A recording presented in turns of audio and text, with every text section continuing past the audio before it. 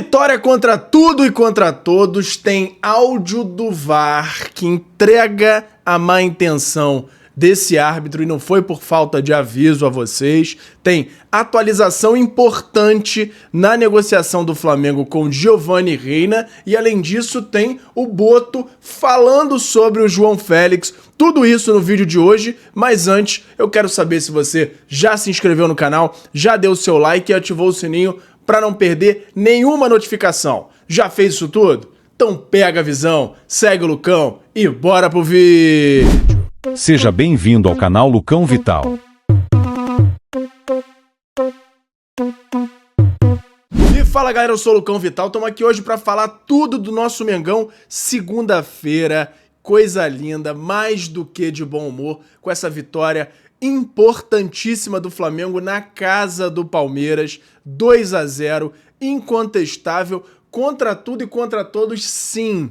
Tem quem diga aí que o pênalti que foi dado em cima do Arrascaeta não foi. Tá maluco, é dor de cotovelo. Por quê?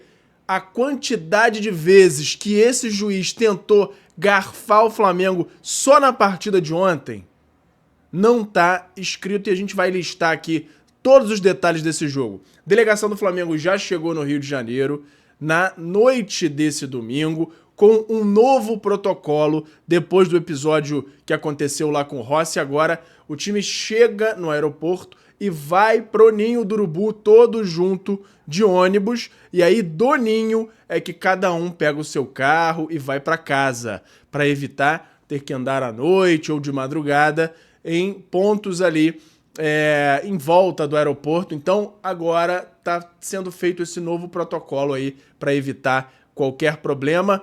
E aí vamos para o jogo agora.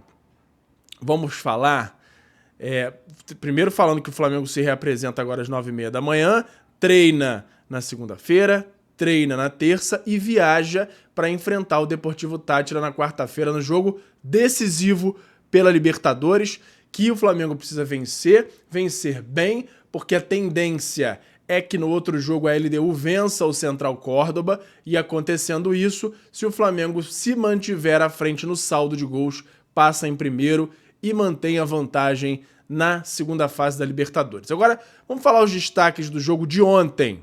Para começar, a defesa inteira do Flamengo. Defesa inteira, incluindo o Everton Araújo. Mas eu disse defesa, e a gente vai explicar. Primeiro, dupla de zaga, Léo Ortiz e Léo Pereira jogaram demais. Porém, os três destaques para mim são os outros caras que formaram a defesa. Para começar, o Varela, que jogou de lateral e depois de volante, jogou muita bola e começa a botar uma pulga atrás da orelha, inclusive do José Boto e do Felipe Luiz, em relação a talvez não seja tão necessário gastar um dinheiro grande com o lateral direito, porque o Varela tá bem e o Flamengo tem bons laterais na base, com a possível saída do Wesley. Então o Wesley saindo, tem o Varela que tá dando conta do recado e temos laterais na base que podem fazer essa sombra aí pro Varela. Então, será que vale a pena gastar grana com lateral? Não vale, de repente, juntar mais essa grana e trazer um bom meia, um bom atacante? Não sei. O Varela tá começando a botar essa pulga atrás da orelha aí do José Boto e do Felipe Luiz. Além disso, Rossi.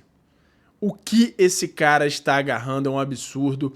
Eu que, assim como muitos no início, fiquei meio desconfiado, não tinha certeza se ele era tão bom goleiro assim, e é nível de Flamengo, é um cara absurdamente frio nas saídas de bola, qualidade total na saída de bola, um passe perfeito que ele tem e o principal, embaixo das traves, defendendo, a cada dia ele mostra uma evolução maior. Rossi tá sendo um cara importantíssimo pro Flamengo e ontem se mostrou mais uma vez. E além de tudo ainda é pegador de pênalti, o cara tá agarrando demais.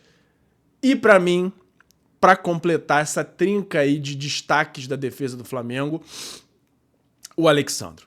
Alexandro, para mim, ele travou o duelo que foi o mais decisivo nesse jogo.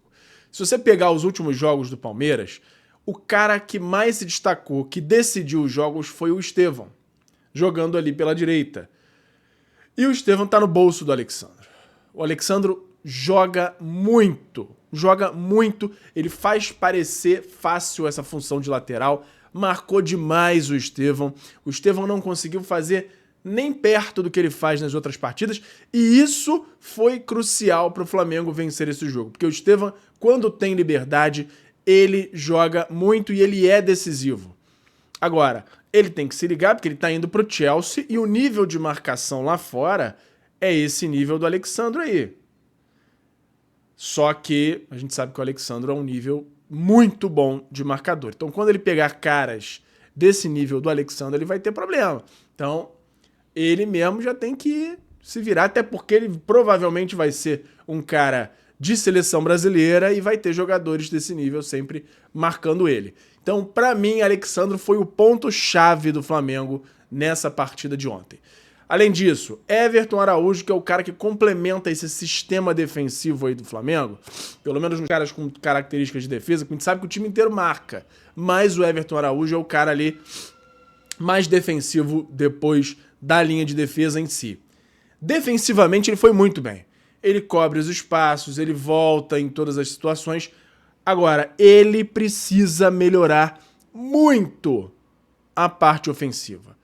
Ele rouba a bola ou ele recebe um passe, ele não sabe o que fazer com a bola e quando resolve fazer, normalmente erra. As decisões dele para qualquer coisa no sentido ofensivo são sempre péssimas. Péssimas. Ele precisa melhorar e muito a parte ofensiva, porque ele muitas vezes prejudica o andamento do jogo do Flamengo ofensivamente falando. Então, é uma crítica que eu tenho a ele, mas na parte defensiva ele foi bem, conseguiu bons desarmes e boas coberturas. Esse, pra mim, é o panorama do Everton Araújo. Bruno Henrique, ainda muito mal. Não jogou tão mal quanto em outros jogos ontem, mas ainda está muito mal. Conseguiu até um drible ou outro, teve um lance ali que ele foi pra cima do Gustavo Gomes no primeiro tempo, mas ainda está muito abaixo do que já foi o Bruno Henrique. Tanto é que no segundo tempo, quando entram Pedro e o Wallace, eles dão outra cara à partida, dão uma movimentação melhor, inclusive, para o ataque do Flamengo. Essa é minha opinião sobre o Bruno Henrique, ainda está bem abaixo. Gerson e Luiz Araújo saíram lesionados, vão ser reavaliados, e tem uma notícia já do Gerson que a gente vai trazer ainda nesse vídeo.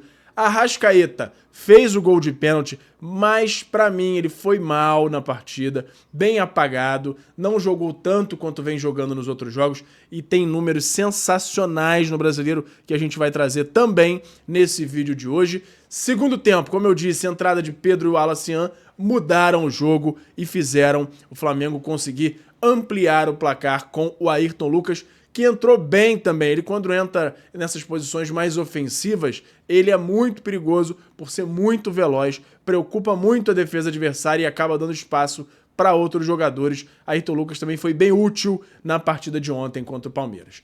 Arbitragem.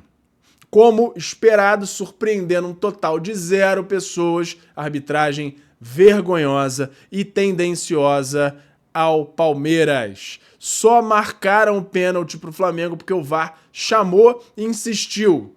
Se não fosse isso, não teria dado o pênalti para o Flamengo. O senhor Ramon Abateabel é claramente tendencioso ao Palmeiras.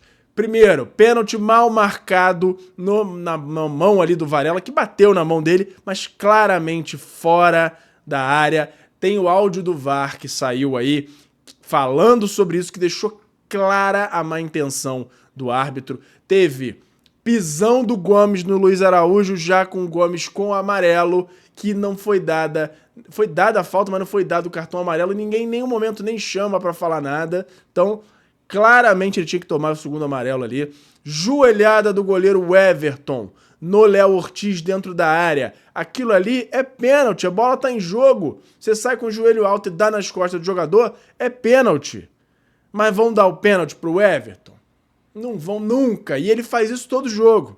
Pênalti, empurrão, quando alguém fica na frente. É o tempo todo, é o tempo inteiro ele se achando, fazendo aquela gracinha dele.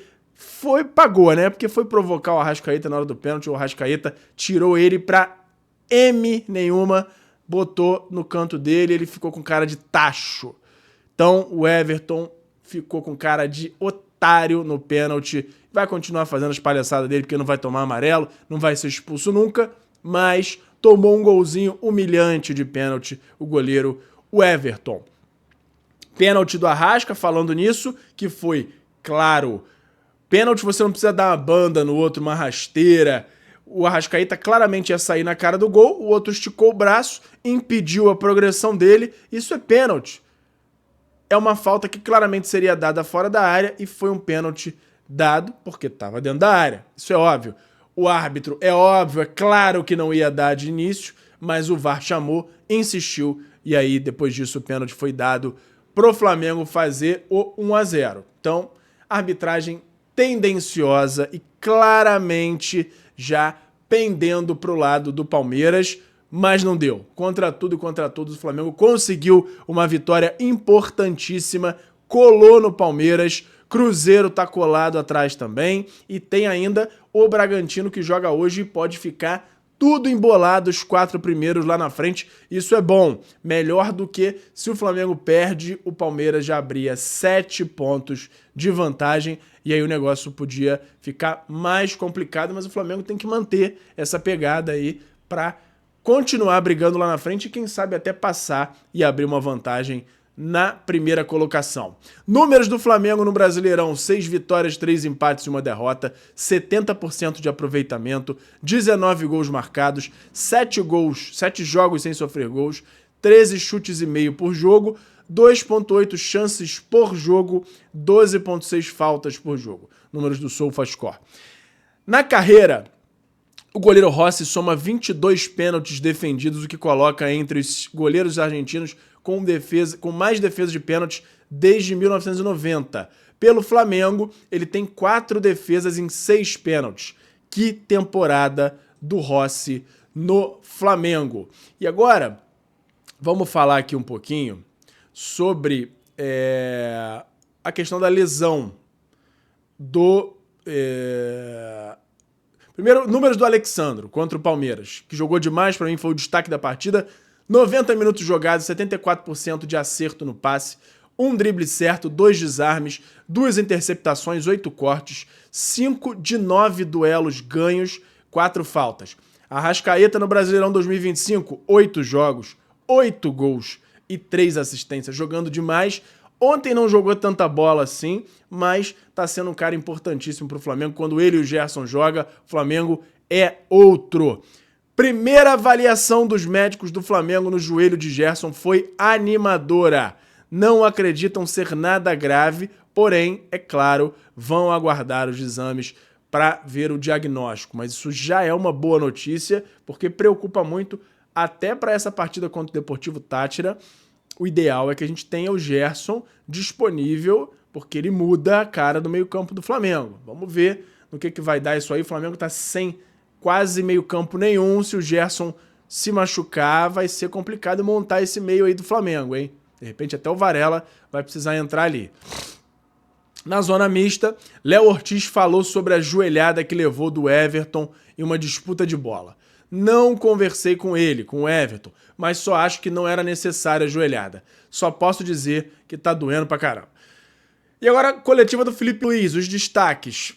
Após a vitória do Flamengo, ele comentou: foi um jogo disputado, os 2 maiores elencos do país, o clássico moderno do futebol brasileiro. O Palmeiras leva você até onde ele quer na forma de defender. Sabíamos da força deles, mas o Flamengo não abriu mão do jogo, fomos mais determinantes nas áreas. Hoje é uma vitória maiúscula da equipe, espírito de equipe.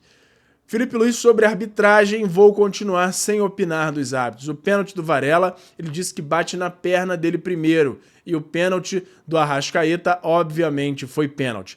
E aí, quando fala ele disse, foi o próprio Varela diz que bate antes na perna. Na imagem não fica muito claro isso não, tá? Pra mim, se isso fosse dentro da área, seria pênalti. Porém, claramente a imagem mostra que o contato do braço dele com a bola foi fora da área, então... Pra mim não tem nem discussão. E o VAR, a gente vai ver já já aqui a frase que o VAR falou que deixou clara a má intenção do juiz. Sobre o Alexandro, Felipe Luiz disse o seguinte: uma verdadeira aula de um lateral esquerdo, um jogador completo. Felipe Luiz sobre o campeonato. É um campeonato muito disputado, os altos e baixos vão acontecer com todos os candidatos ao título. Eu costumo dizer para eles que os jogadores que não começam são bem importantes para potencializar o jogo. Eles entendem isso. Hoje foi uma troca, foi o Pedro e sustentou melhor a equipe. Esses são os jogadores que eu quero no elenco. Quando ele foi questionado sobre a entrada do Pedro durante o jogo, ele fala isso, que todos são importantes, que hoje ele entendeu que o Pedro seria mais importante no segundo tempo. Felipe Luiz sobre Varela, um dos destaques na vitória do Flamengo sobre o Palmeiras. Falar do Varela, que jogo ele fez. Um cara muito especial, o rendimento dele é extraordinário. Sobre as recentes críticas que ele próprio recebeu, Felipe Luiz, uma vitória contra um time desse nível, dentro do estádio deles, com grama sintética, nós temos que valorizar.